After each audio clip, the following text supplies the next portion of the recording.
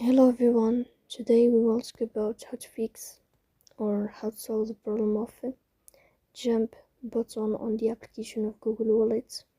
We click on settings,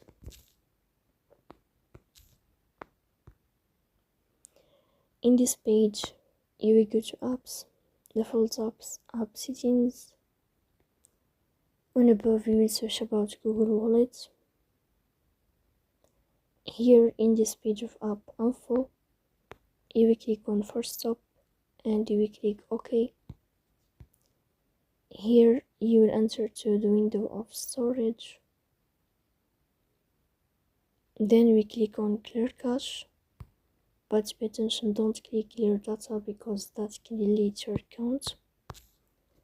Here you can turn off your Wi-Fi and you can turn on your Wi-Fi again, so please don't forget to support us by like and